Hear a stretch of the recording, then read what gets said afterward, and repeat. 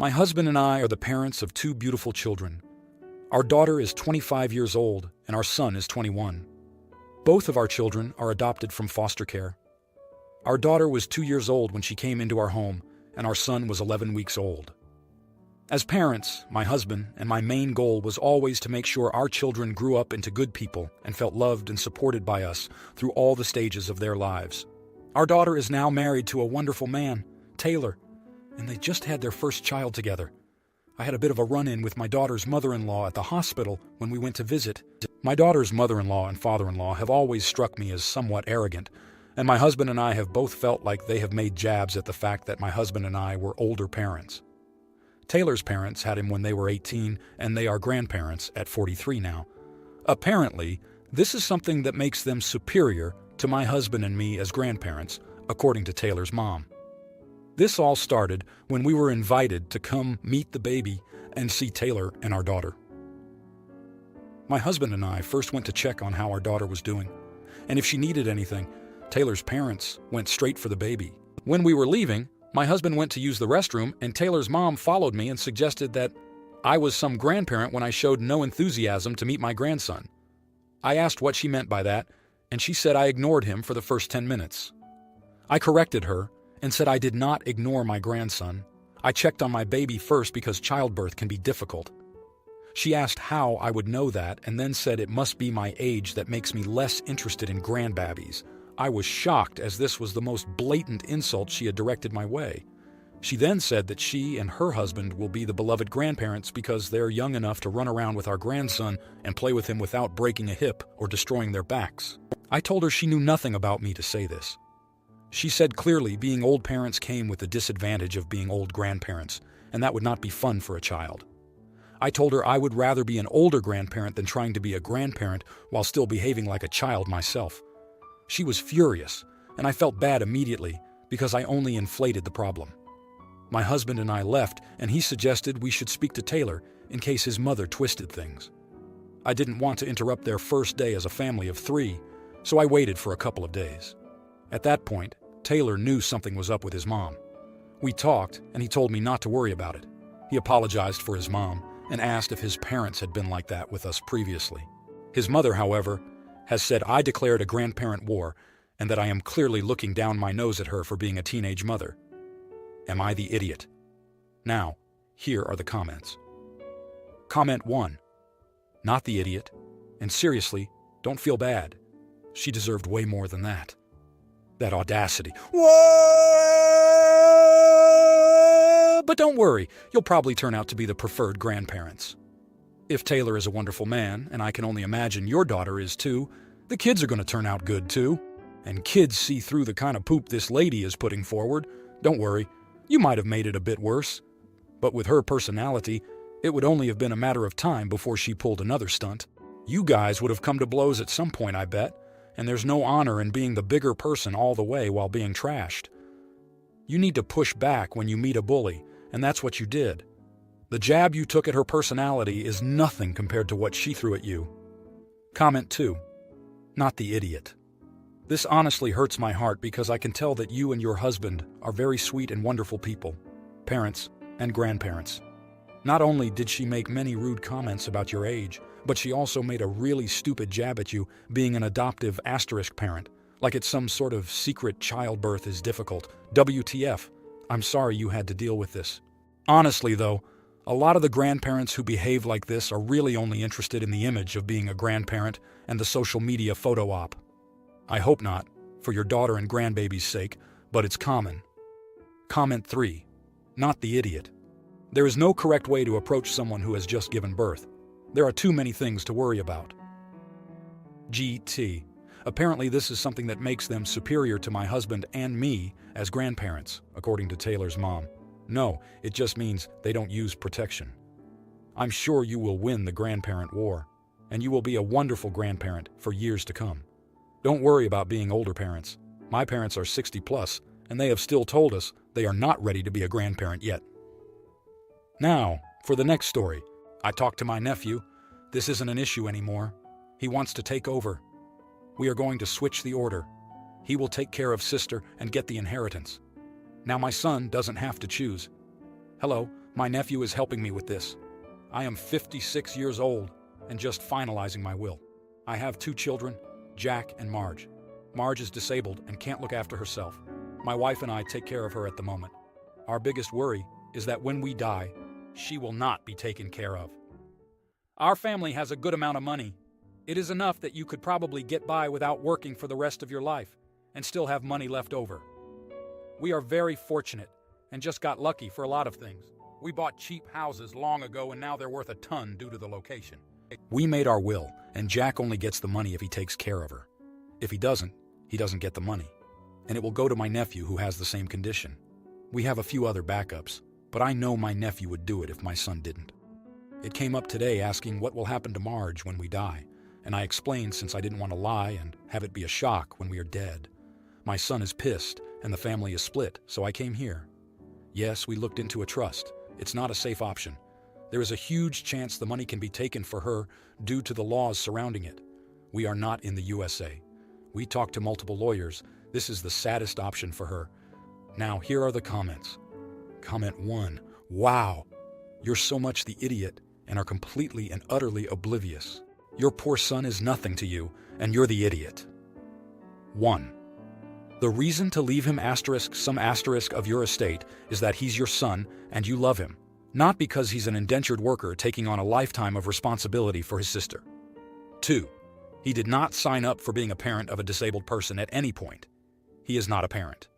He has his own life to build, one that would be made exponentially more difficult if he was responsible for another human, disabled or not. When you became a parent, you decided to do that. Whether he has or hasn't become a parent yet, this is his choice to take on or not. 3. You are using your will as a bargaining chip and are being manipulative. That is a testament to your character. 4. He has to earn his part of the will, but your daughter doesn't. Had they both been able, would you have not split the money? Is the point of all this money to only improve one of your kids' quality of life? How utterly heartbreaking for your son, knowing his father thinks he is worth less than his sister. If you want to salvage your relationship with him, maybe talk to him about what you plan for your daughter and how he might help with transitioning her into a care plan once you're gone. I imagine they will have no issue at all doing this for a known period when the time comes. Use your money to set up a trust to ensure both your kids have good lives once you're gone. Don't sacrifice one for the other. Comment 2. You're the idiot. It is not his responsibility to look after his sister. It is your responsibility to seek out proper care for her prior to you passing without forcing it upon family and put that in the will. For the record, people who are forced into caring for those who are disabled that have no interest in doing so are likely to get extremely stressed, depressed, and it can lead to them neglecting the disabled person. Before I get any flack for this, I am disabled and need some level of help with personal care. I am also the mother of a child who has disabilities. Editing to add, I use the word forced for a reason. While not being held at knife point, he is being given an ultimatum with no middle ground. Look after her or no inheritance. Comment 3. You're the idiot, and frankly, if your money comes with conditions that are tantamount to emotional blackmail, I'd tell you to keep your money. I also would be keeping you at arm's length in the future. Not because you weren't giving me money, that's your choice, but because you thought it was okay to try and control my future in that way, and that I could be bought. Now, for the next story. My brother Jack has a 15-year-old daughter named Joy. Recently, he got married to Anna, who has a 16-year-old son named Lee. They live in a 2-bedroom house. The second room previously belonged to Joy, but once they got married, she had to share with Lee. After a while, Anna convinced Jack to let Joy's mom get custody because the room situation was uncomfortable and Lee didn't have a dad to go to. Slowly, they took the bedroom away from Joy and reduced the custody to every other weekend. Joy's mom is abusive, and I would never let Joy go there, so instead of living with her mom, she moved in with me. Needless to say, she was devastated that her family basically kicked her out. She is currently in therapy. Because of her situation, my siblings and I have been pretty much spoiling her, showering her with gifts, and taking her on multiple trips. A few days ago, Jack called to tell me that Lee is feeling left out and asked if we could include him sometimes because he has no family to do these things for him. I got so angry I told him that I don't give a poop that Lee is feeling left out. He is not my brother, and therefore Lee is not my nephew, and he still doesn't have a family to do these things for him. Nothing has changed. We will never be his family. He called me an idiot and ended the call. Now, here are the comments. Comment 1. Not the idiot. What your brother did was absolutely disgusting. Surely there must have been some other way to arrange the house so two opposite gender teenagers didn't have to share a room. Or they could have moved, asterisk. This was a foreseeable problem, asterisk, and he dealt with it in the most deplorable way possible, sending his daughter away. And now he has the gall to complain that his stepson doesn't feel like he's family? Well, no poop, Sherlock.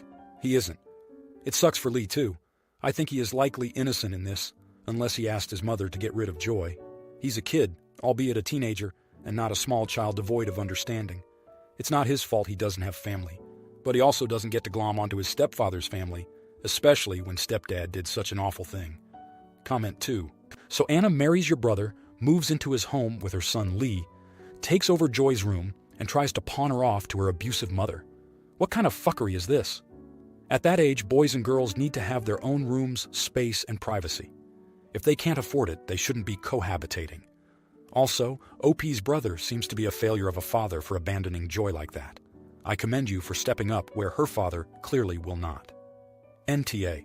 Now that he has effectively abandoned his daughter and has a do-over son, he can lavish him in all the attention he wants. He has no right to demand Lee be spoiled, rotten, after kicking Joy out of her own home.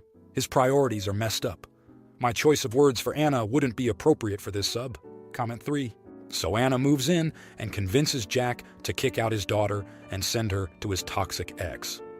Then he has the audacity to ask you to consider Lee's feelings? The audacity of your brother is stunning, and your sister-in-law puts the evil in evil stepmother. Good for you for telling him he's dead to you. You're an angel for taking in Joy. I hope with therapy and the love she's finally surrounded with, she can heal. Now, for the next story. I, 20-year-old male, have a cousin Michelle, 13-year-old female, who will do or say anything for attention. She makes serious accusations. It becomes a huge thing. The lies fall apart after some investigation. And then Michelle will finally tell the truth, that she made it all up. My aunt, 44-year-old female, and uncle, 50-year-old male, are partly to blame, in my opinion. They both say they're present since they work from home. But they're in the medical field and also constantly doing stuff for their side business, so they really aren't there for Michelle as much as they assume they are. Anyway, last week my grandma had to go to the hospital. I'm not entirely sure what happened, but my aunt and uncle said that the hospital had a policy that only allowed 2 visitors per patient in that specific section. They begged me to watch Michelle since they think she's too young to be home alone overnight, and they don't trust a stranger to be alone with her that long.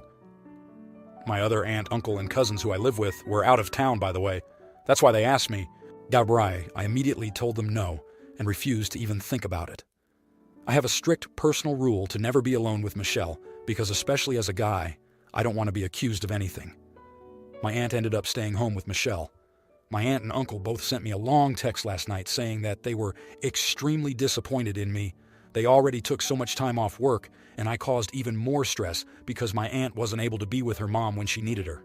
Now I feel terrible. Am I the idiot? Edit answering a common question. I'm not sure why my uncle didn't stay home with Michelle so my aunt could be at the hospital with my grandma. I feel like if I ask them now, they're going to think that I'm criticizing them, so it's not worth it for me to ask and possibly cause any more issues. Now, here are the comments. Comment 1. Not the idiot. NNGT. I caused even more stress because my aunt wasn't able to be with her mom when she needed her. No, the 2 geniuses decided that the parent that should stay home be the one that isn't related to the person in the hospital. What kind of sense does that make? Oh, right, none. What a dumb decision. And what they were going to be in the hospital for days? If they both had to go and someone had to stay overnight, then take everyone for the visit and one of them come home with the kid. Comment 2. Not the idiot in GT. My aunt and uncle said that the hospital had a policy that only allowed 2 visitors per patient in that specific section, NGT. They begged me to watch Michelle since they think she's too young to be home alone overnight hash, so only one of them visits at a time. 2 visitors is a maximum, not a minimum. There is no actual problem to be solved here. Comment 3. not the idiot. Stay away from that disaster waiting to happen. The wrong lie from her can put you into prison and on the sex offender list. Her recanting her lies won't help. Your life will already be ruined. Refuse to be alone with her. Keep that boundary up for your own safety. If you liked this video, you'll probably like these too. Also, while you're here, please consider subscribing. It's your support that keeps this channel alive and allows me to make better and longer videos. Have a great day.